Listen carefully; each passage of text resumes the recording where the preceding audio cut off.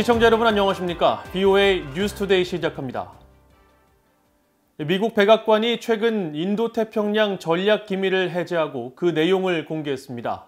북한 문제는 미국의 핵심 도전 가운데 하나로 다뤄졌는데 특히 북한의 비핵화는 북한 정권이 생존할 수 있는 유일한 방법이며 이를 위해 한국과 일본의 군사력 증강과 양국의 관계 개선 등을 구상한 것으로 나타났습니다. 첫 소식 오택성 기자가 보도합니다. 미국 백악관이 지난 12일 공개한 국가안보회의 기밀 문서입니다. 미국의 인도태평양 전략을 담은 10쪽 분량의 문서로 지난 2018년 초 작성된 뒤 그동안 기밀로 지정됐지만 이날 백악관이 기밀을 해제해 공개됐습니다. 공개된 문서에서 미국 정부는 인도태평양 지역 내 미국의 핵심 국가안보도전 3개를 지정했는데 그중 하나로 북한 위협에 대한 대응이 지목됐습니다. 북한이 미국과 동맹국을 위협할 수 없도록 보장하고 현재와 미래의 잠재적 위협에 대한 대응이 미국 안보에 대한 도전이라면서 북한은 핵미사일과 한국을 예속화시키려는 의도 표출 등을 통해 미국 본토뿐 아니라 동맹국들에게 큰 위협을 제기하고 있다고 밝혔습니다. 이어 미국이 바라는 최종 단계는 북한이 더 이상 미국 본토와 동맹국들의 위협을 가하지 않고 한반도가 핵과 화학, 사이버, 생물무기로부터 자유로운 상태라고 명시했습니다. 문서는 이 같은 미국의 목표 달성을 위한 노력의 일환으로 김정은 정권에 대한 작업이 필요하다고 언급했습니다. 다시 말해 김정은 정권이 생존할 수 있는 유일한 방법은 북한이 핵무기를 포기하는 것임을 확신시켜야 한다는 겁니다. 이를 위해 북한에 대한 최대 압박을 펼쳐야 하며 여기엔 경제, 외교, 군사, 법 집행, 첩보, 북한의 대량 살상무기 프로그램을 손상시키기 위한 정보 도구, 자금 유입 차단, 정권 약화 등 총체적인 방법이 동원돼야 한다고 강조했습니다. 또 북한의 핵과 미사일 프로그램을 원점으로 되돌리는 것을 목표로 한 협상 조건을 상정해야 한다면서 이를 통해 궁극적으로 완전하고 검증 가능하며 돌이킬 수 없는 비핵화, 즉 CVID를 달성해야 한다고 밝혔습니다. 북한이 핵과 미사일 프로그램을 되돌리기 위한 단계를 밟는다면 북한과의 협상을 고려할 수 있다고 문서는 덧붙였습니다. 기밀 해제 문서는 이와 같은 내용이 지난 2017년 3월 28일 대통령의 대북 전략이라는 내각 메모에서 나왔다고 밝혔습니다. 또 이런 목표 달성을 위한 방법으로 한국과 일본의 역할도 함께 강조됐습니다. 한국과 일본이 증강된 재래식 군사 능력을 얻을 수 있도록 하고 양국이 관계 개선을 이룰 수 있도록 해야 한다는 설명입니다. 이런 가운데 인도태평양 전략의 상당 부분은 중국을 겨냥한 것으로 나타났습니다. 중국은 인도태평양 지역에서 미국과 동맹국들 그리고 파트너 국가의 와해를 노리고 있으며 이를 통한 영내 공백과 기회를 이용하려 한다는 겁니다. 따라서 이를 위한 핵심 대응은 국가 간 협력으로 미국과 일본, 호주, 그리고 인도를 주요 허브로 삼는 쿼드 안보 전략이며 한국은 개별 주체로의 큰 역할을 격려해야 한다고 문서는 덧붙였습니다.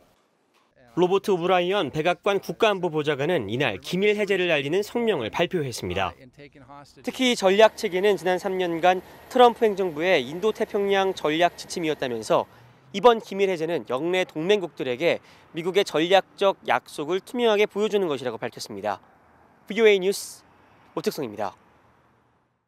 오는 20일 취임을 앞둔 조 바이든 미국 대통령 당선인이 백악관에서 아시아 정책을 총괄할 새로운 직책을 신설했으며 이 자리에 커트 캠벨 전 국무부 동아태 담당 차관보가 내정됐다고 언론들이 보도했습니다. 로이터 통신 등에 따르면 바이든 당선인 인수위원회 대변인은 13일 캠벨 내정자가 백악관 국가안전보장회의 NSC에서 인도태평양의 조정자 역할을 하게 될 것이라고 밝혔습니다. 캠벨 내정자는 오바마 행정부 초기인 2009년부터 2013년까지 국무부의 동아태 담당 부서를 이끌면서 미국의 대북 정책과 대중 문제 등을 담당해왔습니다. 미국의 전문가들은 캠벨 내정자가 아시아 정책을 맡게 된 데 대해 바이든 행정부가 중국에 대한 강경한 정책을 이어가겠다는 의지를 보인 것으로 분석했습니다. 캠벨 내정자는 북한 문제와 관련해 지난해 12월 한 토론회에서 북한이 아시아 영내에서 예측 불가능성이 가장 높은 사안이라면서 차기 행정부의 핵심 과제 중 하나는 북한을 상대로 취할 조치를 조기에 결정하는 것이 될 것이라고 말한 바 있습니다. 오는 20일 조 바이든 미국 대통령 당선인의 취임식에 하루 앞서 미국 상원 외교위원회가 토니 블링컨 국무장관 지명자에 대한 인준 청문회를 개최합니다.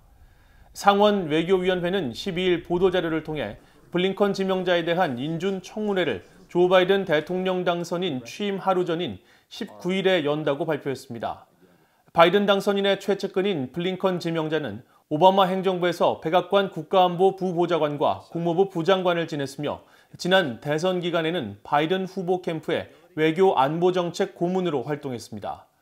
한편 상원 군사위도 국방장관에 내정된 로이드 오스틴 전 중부사령관에 대한 인준 청문회를 같은 날인 19일에 개최합니다. 북한 당국이 주민들을 더욱 고립시키기 위해 극단적인 신종 코로나 바이러스 방역 조치를 하고 있다는 내용의 국제인권단체 보고서가 나왔습니다. 한국 정부는 북한과의 관계 개선에만 집중한 채 북한 인권 문제를 등한시하고 있다는 지적도 나왔습니다. 안소영 기자가 보도합니다. 뉴욕에 본부를 둔 국제인권단체 휴먼 라이츠 워치는 북한 당국이 신종 코로나 바이러스 사태를 이용해 세계에서 가장 억압적인 국가의 입지를 강화했다고 밝혔습니다. 이 단체는 13일 발표한 2021 세계 인권 보고서를 통해 북한은 중국, 러시아와의 국경을 전면 봉쇄하고 공중보건 기준이 아니라 극단적인 코로나 방역 조치로 주민들을 그 어느 때보다 고립시켰다고 지적했습니다. 이미 엄격히 제한하고 있는 외부 세계와의 접촉을 차단하고 입국자는 무조건 사살하라는 명령으로 지난해 9월에는 북한군이 서해상에서 한국 공무원을 사살하는 사건까지 발생했다는 겁니다. Well, it's pretty clear that Kim Jong-un has been using COVID-19 restrictions to further entrench his ways of using power. And he's been using that really to keep North Koreans isolated from the world, shutting down the borders. Of course, it's much more difficult for North Koreans to flee across China. 보고서는 이어 75년 김씨 왕조의 3대 세습이 이어지는 동안 북한에서는 여전히 주민에 대한 감금과 강제 노동, 고문과 처형이 자행되고 있다고 지적했습니다. 특히 국제노동기구 ILO에 가입하지 않은 유엔 회원 7개국 가운데 하나인 북한에서는 아동과 주민들의 무상 강제 노동이 이루어지고 있다고 밝혔습니다. 이어 북한 정권은 지난해에도 주민들의 빈곤을 해결하고 식량 안보와 보건 개선에 사용될 수 있는 막대한 자원을 전략무기 개발에 써왔다고 밝혔습니다. 보고서는 북한 인권 문제에 영향을 줄 수 있는 국가들의 소극적 대응도 지적했습니다. 특히 인권 유린 혐의를 받는 김정은과 북한 고위 간부, 정부기관들에 대해 제재를 유지하는 미국과 달리 한국 정부는 북한과의 관계 개선에만 초점을 맞춘 채 북한 인권과 관련한 명확한 정책을 채택하지 않아 그동안의 한국 정부의 노력을 약화하고 있다고 지적했습니다. 2008년 이후 유엔 인권이사회에서 북한의 인권 유린 실태를 고발하는 공동 결의안 발의에서 지난해 2년 연속 빠지는 등 북한 인권 문제 해결에 소극적이라는 겁니다. Respecting human rights and maintaining at least some following towards the principle of human rights. But it seems that he's forgotten all that as well. 휴먼 라이츠 워치 보고서는 이어 지난해 한국 국회 여당과 정부가 통과시킨 대북전단 금지법에 대해서도 지적했습니다.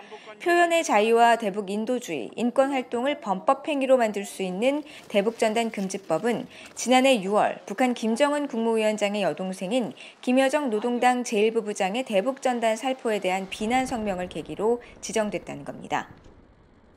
이에 따라 한국 내 인권단체들은 한국 정부의 이런 결정은 차별적이고 투명성이 결여된 것이라며 대북 인권 활동을 벌이는 단체들에 대한 공포와 검열을 조장하기 위한 의도라며 비난하고 있다고 보고서는 설명했습니다.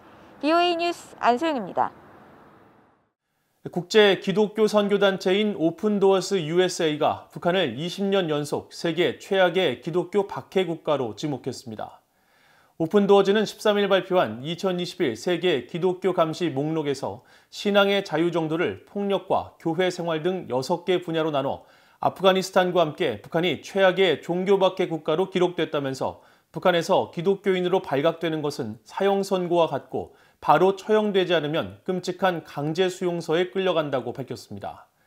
또 북한 내 기독교인은 40만 명에서 50만 명이고 이 가운데 5만 명에서 7만 명 정도가 강제 수용소에 수용된 것으로 추산하면서 김정은 정권 출범 이후 수용소 규모를 더 확장했다는 보도가 있다고 덧붙였습니다.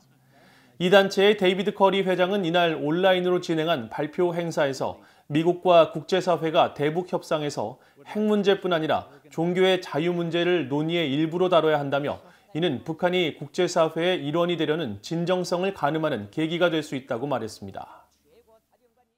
스가 요시히데 일본 총리가 일본인 납북자 문제 해결에 지체할 시간이 없다며 북한 김정은 국무위원장과 직접 조건 없이 대화에 나설 것이라고 밝혔습니다.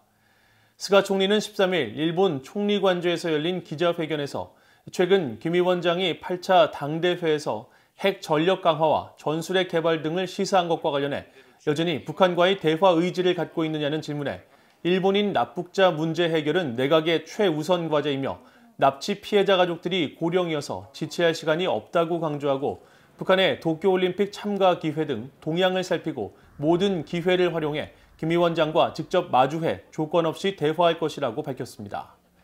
스가 총리는 또 일본과 북한 간 평양선언을 바탕으로 납치 문제와 핵, 미사일 등 모든 현안을 포괄적으로 해결하고 불운한 과거를 청산해 북한과 국교 정상화를 목표로 한다는 입장에 변함이 없다고 말했습니다.